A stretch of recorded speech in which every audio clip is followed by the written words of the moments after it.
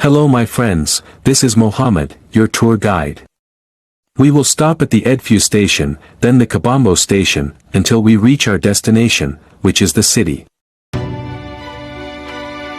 Today, our stop will be in the city of Kubombo. Here in the city of Kubombo there is one of the greatest ancient Egyptian temples, which is the Temple of Kom Ombo. Before we begin, our son, in this episode, we ask you to subscribe to the channel and activate the bell button so that we can continue to provide our content.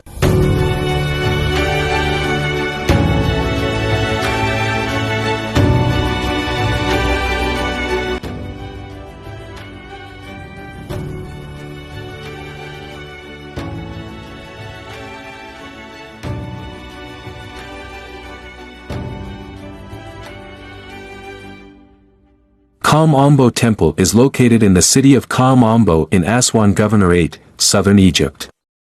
The temple was established during the reign of Ptolemy VI to worship the gods Sobek and Horus.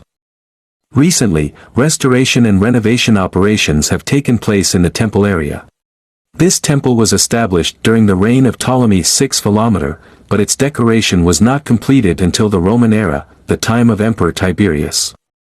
We also see in this temple the same characteristics that we find in other Ptolemaic Egyptian temples in terms of design, architecture, and decoration.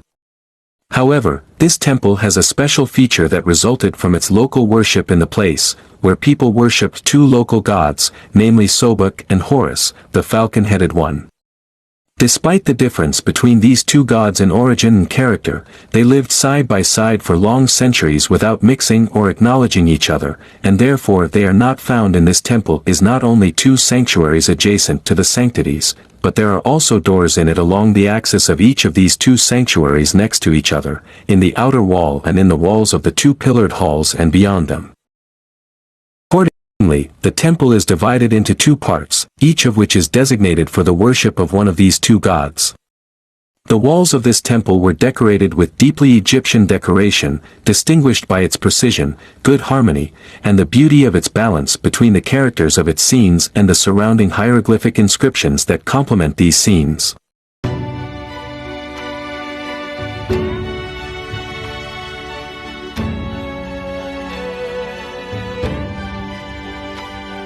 As for the heads of the columns in the temple, they are different, and this was common in the Ptolemaic era, and all of them were known before this era, especially those known as the heads of Hathor, the heads of palm trees, the heads of lotuses, and the heads of papyrus, which are truly Egyptian heads, and their Egyptian style has never been doubted.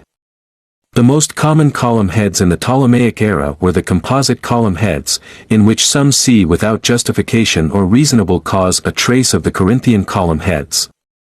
As for us, we believe that it is truly Egyptian, and the fruit of the artistic renaissance that flourished during the Sa'i era, that is, in the 7th and 6th centuries BC, and aimed to revive ancient traditions, which produced many verses of Egyptian art. The explanation for this is that we know that the papyrus and lotus columns go back in their origin to the primitive pillars, on which the ceiling was supported and whose heads were decorated with flowers.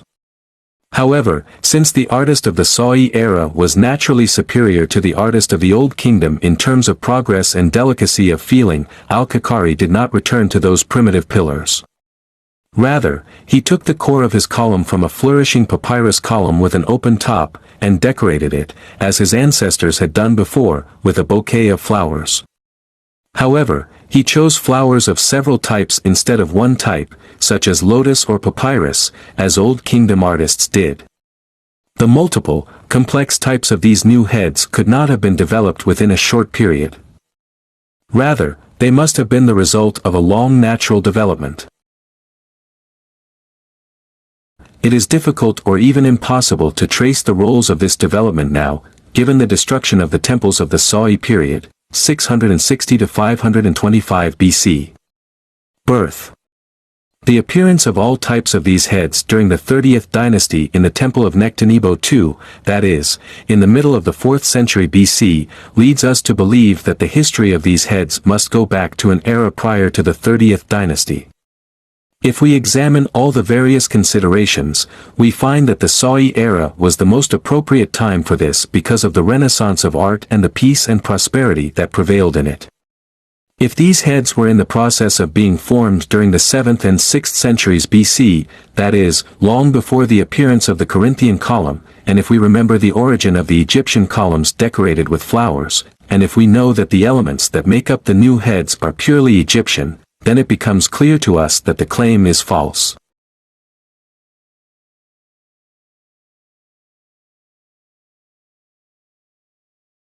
In the new heads a trace of the Greek Corinthian column. If there is a relationship between the two, the opposite is more likely to be true, because the Egyptians used to decorate the heads of their columns with flowers before the Greek era with columns, and the lateral rings, volutes, in the Corinthian heads bear a strong resemblance to the ends hanging from the leaves of the iris flower, which was symbol of Upper Egypt, used in decoration in Middle Kingdom Egypt. Here, today's episode may have ended. In the next episode, we will have reached our destination, which is the city of Aswan. I hope that you liked our episode today. Do not forget to subscribe to the channel and activate the bell button so that we continue to provide our content. I wish you a good day.